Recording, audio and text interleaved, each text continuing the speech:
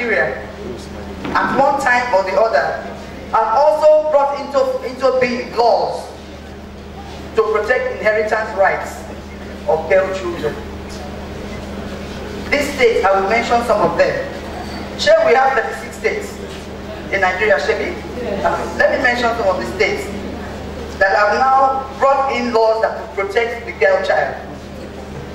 Ebonyi State. The law is called Ebonyi State Law number 10 of 2001. And the law is to do with the abolition of harmful traditional practices against women and children. Shall we all know the harmful traditional practices that we're talking about? Now, this Ebonyi State law came into force, came into being for the abolition of such harmful traditional practices against women and children. A second state that has promulgated its own laws too, like for the rights of the child, the girl child, is Adamawa State. And the law that they promulgated is for protection of women and children's rights to inheritance.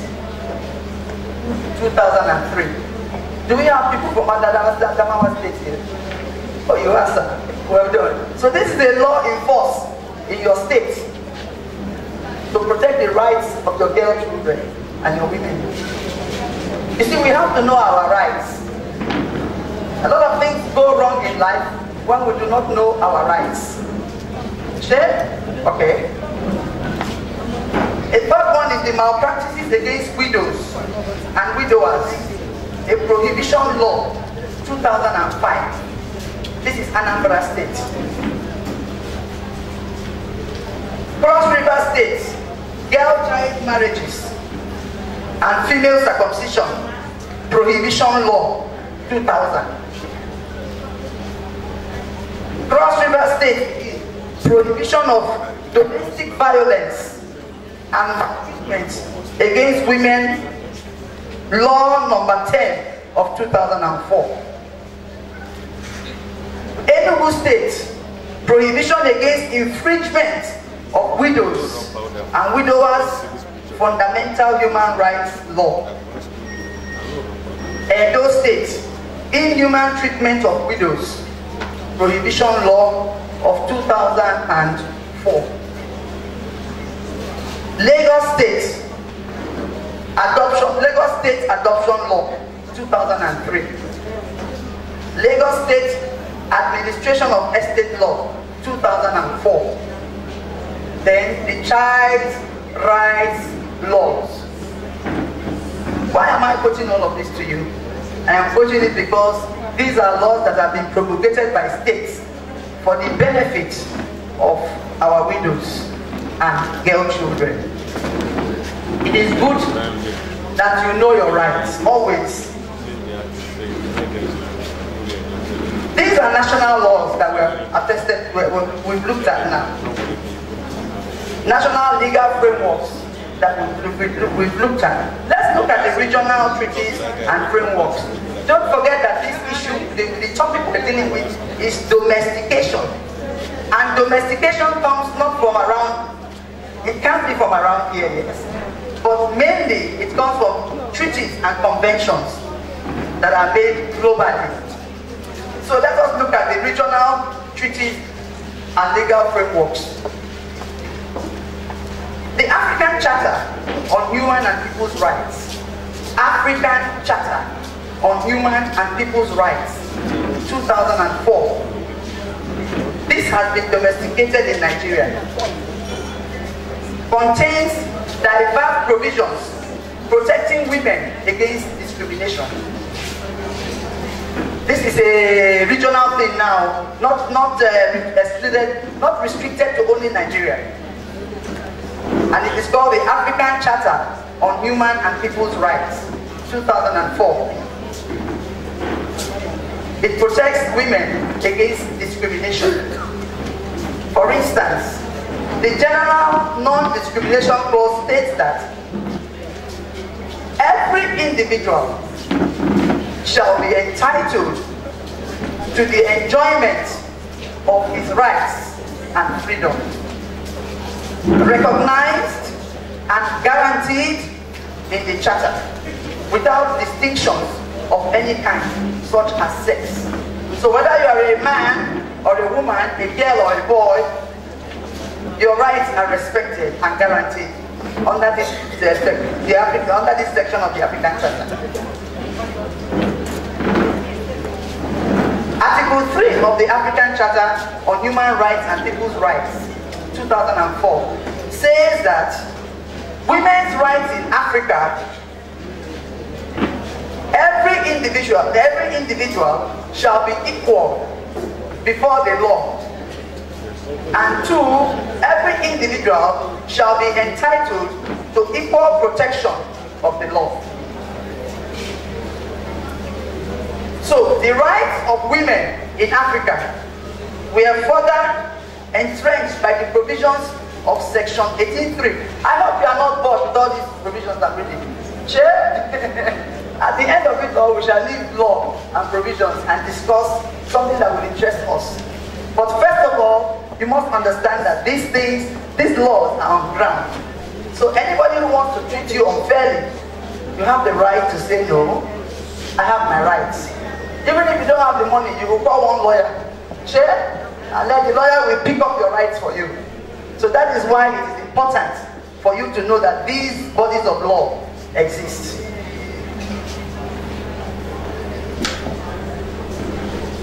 The rights of women in Africa in Section 18.3 of the African Charter on Human and People's Rights states that the state shall ensure, when they say the state, they mean your country. That is what is meant by the state, your country. The state shall ensure the elimination of every discrimination against women and also ensure the protection of the rights of the woman as is stipulated in international declarations and conventions. Article 21 of the protocol. Protocol is an amendment. Sure? You understand? When you do a law and it's not working it's okay, but you want to add something to it. These international laws, there is a protocol that follows. So Article 21 of the protocol of this Charter on human rights, on human and people's rights, on the rights of women in Africa. And this human and people's rights on the rights of women in Africa has been ratified by Nigeria in 2014.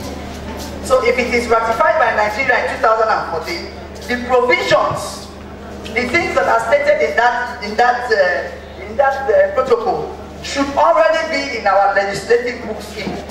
They should have legislated on them in Nigeria for your protection. So Article 21 of the protocol of the Charter on Human and People's Rights, on the rights of women in Africa, which, like I said, was ratified by Nigeria in 2014, states that a widow or a widower shall have the right to inherit each other's property in the event of death, whatever the matrimonial regime is. Sure, you understand? Matrimonial regime, whether it's you marry by the act, or whether you marry under country, whatever law you marry under, whatever matrimonial regime you have married under. This article, which is an amendment on the Charter on Human and People's Rights, on the rights of women, says clearly here that a widow or a widower shall have the right to inherit each other's property in the event of death, whatever the matrimonial regime. That is to say, to continue to live in the matrimonial home. Is that what happens? My people, if you are following me, is that what is happening here?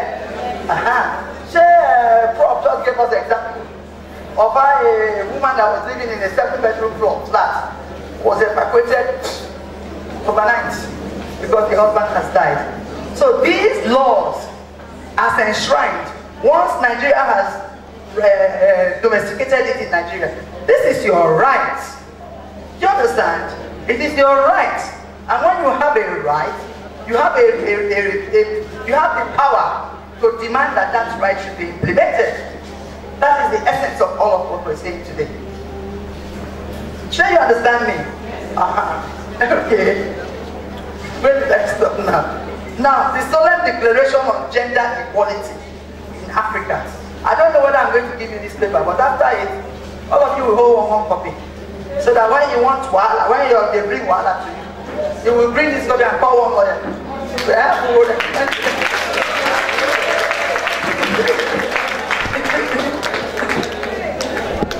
Call the lawyer, so that you go and show them property. Now, the solemn declaration on gender equality. Gender equality is equality between man and woman. No discrimination. We are all human beings. The solemn declaration. The solemn declaration on gender equality in Africa reaffirms the principles of gender equality as enshrined in Article 4(1) of the Constituent Act of the African Union. People will forgive me. Shall I tell you I'm a lawyer? I have to tell you all of these things.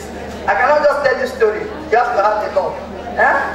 So, it affirms the principle of gender equality as enshrined in Article 4(1) of the Constituent Act of the African Union.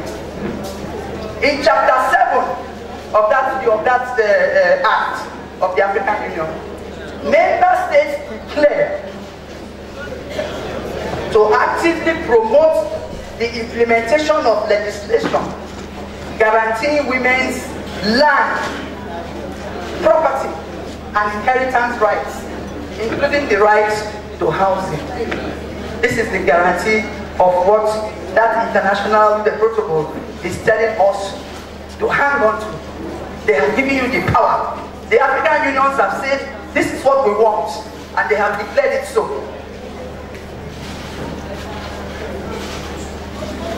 The African Charter on Human and People's Rights, as I told you just now, was domesticated in Nigeria in the form of the African Charter on Human and People's Enforcement and Domestication Act, Cap 19. In our laws, I told you these laws will come from, these protocols will come, conventions will be ratified by governments, and when it gets to Nigeria, it will now become an act of our legislation in our statute books. So the African Charter on Human and People's Rights, which was domesticated in Nigeria, was domesticated in the form of the African Charter on Human and People's Rights, Enforcement and Domestication Act, and we call it the law, Cap 19, which is Chapter 19, 1990. So this particular piece of legislation is in our law books now, and should be able to, anybody whose rights are infringed should be able to go to our courts of law with this particular legislation to say, Oga George, look what is happening to me. See what Nigeria's legislation is. Share? By the special grace of God, you will get your justice. So, like I said, this domestication makes the act, the provisions of the charter, enforceable in any court of law in Nigeria. Article 18 of that law, of this Human and People's Rights, Chapter on the African Charter on Human and People's Rights, states that the state, which is the nation, shall ensure the elimination of every discrimination against women, and also ensure the protection of the rights of women. Shall you understand? Good. Let's look at the international treaties. We've talked about the national treaties, we've talked about the regional treaties. Now let's look at the international treaties, legal frameworks. Article 1 of the Declaration of Human Rights, 1948, states as follows: all human beings are born free, are they? And equal. While Article 5 of the Declaration on Human Rights that I've just mentioned provides that nobody shall be subjugated to torture or cruel, inhuman, or degrading treatment or punishment. The things that happen to widows, are they degrading? Are they inhuman? They are.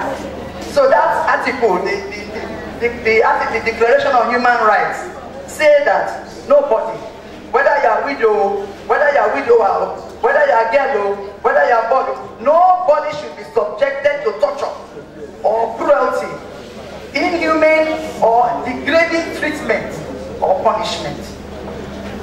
Article 2 of the Convention on the Elimination of all forms of discrimination against women is called CEDAW. Convention, these are now international conventions. Convention on the Elimination of all forms of discrimination against women also enjoins states. When I say states, I mean countries, nation states. They also enjoin state parties to condemn discrimination against women in all its forms, to agree to pursue all appropriate means and without delay to formulate policies eliminating discrimination against women. And to this end, they have asked that to take up all appropriate measures. They are now asking the states from the United Nations, where these ratifications take place. They are now asking the Nigerian government and all other governments that sign, that ratify that yes, we agree with what we have done, what we have written down. They said that all these nations should take appropriate measures, including legislation.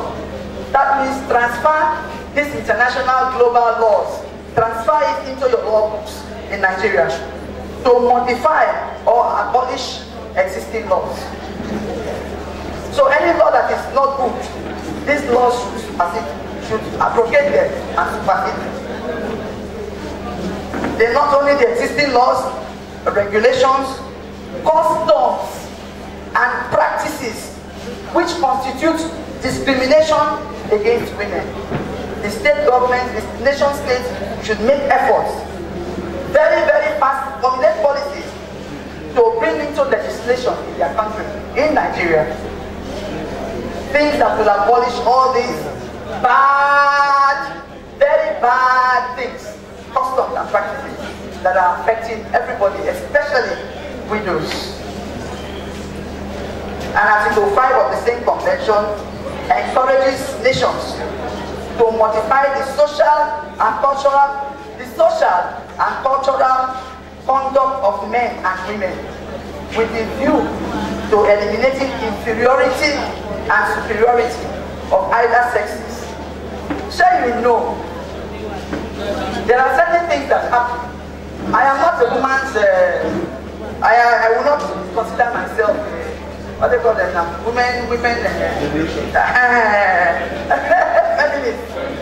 that's right. I will not consider myself one such person, because I think there is respect for every human being. But what I think they are saying here is that every nation should modify the social and cultural conduct of men and women with the view to eliminate inferiority and superiority. Sure, you know that sometimes when you enter somewhere, the men folk, forgive me, I don't mean any disrespect, but sometimes when you enter somewhere, they will come and meet you and say, hey, okay, don't come, get up on that chair. Yes, okay, don't come, get up on that chair. It is respectful if within yourself you believe that Oga is here. I'm going to get up for him because he's my senior, he's my Oga, he's my this. But for the mere fact that he's a man and you are a woman, then they come and whisper to you, that is what this law is saying. That they should modify the social and cultural conduct of men and women with the view to eliminate inferiority and superiority of either sexes, or stereotypes, roles of men and women. I will tell you a little story about stereotypes.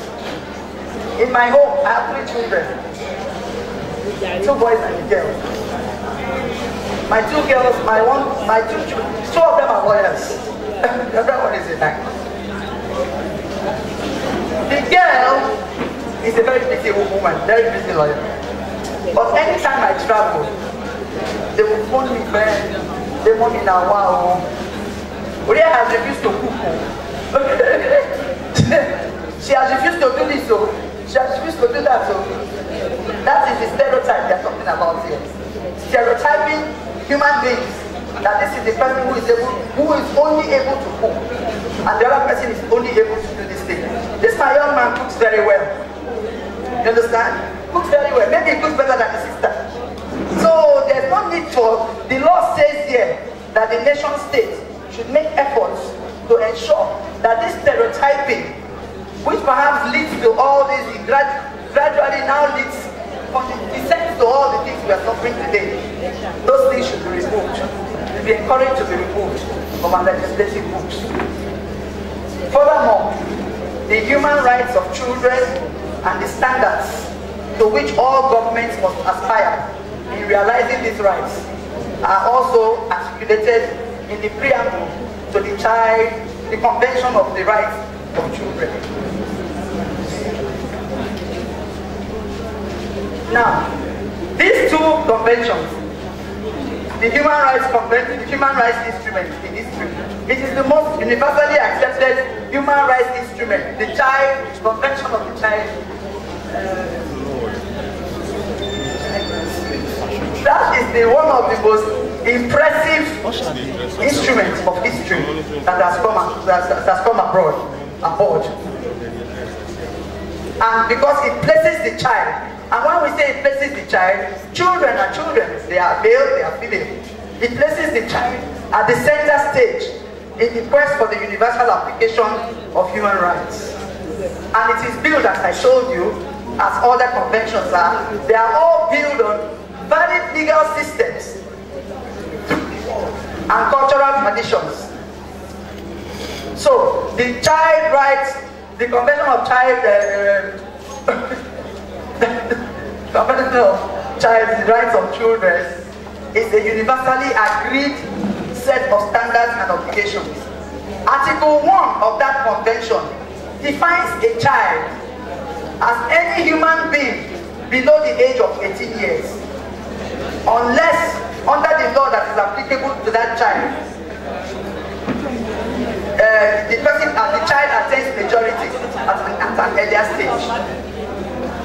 The same law stipulates that every child, be you boy, be you girl, has a right to their childhood. A hopeful existence free of exploitation, violence, neglect, and extreme poverty. My people, I won't tell you and lie. I am not bourgeois. We are all run of the mill. We are all Nigerians. But sometimes you see small children, 6-year-old, 5-year-old, they are carrying a basket on their head with oranges to go and sell. And I keep wondering to myself, how many oranges are in that basket? That when these children finish selling it, how much money would they make from that basket? That you are going to run the risk of their lives in giving them these things to go and sell. Sometimes they deep into the night, you see them in traffic places. That's not in my view. Those are things that should be all eradicated. And so that is why this Convention on the Child Rights is telling us that every child, boy or girl, has a right to their childhood, a hopeful existence, free of exploitation, violence, neglect, and extreme poverty. That children need education, they need health services, consistent support systems, as well as love, hope, and encouragement. And when we are talking about children, we mean the girl child and the boy child. The convention further requires state parties to commit themselves to the respect and promotion of children's rights. So together, these two conventions, the one on the eradication of all manner of discrimination against women and the Child Rights Convention, together they provide the international legal framework to address the rights of girl child to women and children. Both conventions are based on the principles of human rights as universal, interdependent, and indivisible. When you take the two conventions together, they form an essential framework for developing strategies to promote and protect the rights of girls and women throughout the life cycle, and to determinately eradicate discrimination and inequality. So these two conventions, the child rights, the Convention of Child Rights, and the one to discriminate, to remove all manner of discrimination against women, in a nutshell, they call for public accountability to the rights of women and children. 1. 2. They call for appropriate participation of women and children in whatever it is that is being done. 3. They call for special policy measures to be taken for girls' education. 4. They call for legal reforms to guarantee women's rights to inherit and children's rights to nationality. They also call for rights to information on reproductive and sexual health issues. This now pertains to women. They call for recognition of harmful cultural practices as violations of girls' rights. They also call for the best interest of the child and providing support to women's economic participation. These are some of the things that these two conventions put together are the most important conventions in history that have been formulated at the global level, and which every government, every nation state is admonished to ratify and bring into legislation in their countries. Let us now come to something I guess would interest everybody. Let's see what we've put enough law and enough. Oh yeah, let us see what will interest us now. Discriminatory inheritance practices. By ratifying these international and regional treaties, governments all over the world, in this case we're talking about Nigeria, so we'll mention Nigeria specifically. In ratifying these international and regional treaties, governments, especially Nigeria, agree to actively, yes, 5 minutes, okay, they agree to actively observe and implement the provisions that are inside these conventions. That is what they are supposed to do. Specifically on inheritance rights, we find that the Nigerian situation for the girl child rights to inheritance is pitiable and very sad. Now, I talked about the Igbo tradition and the northern tradition, the things that affect the things that affect this, the kind of things that they do in these cultures that are offensive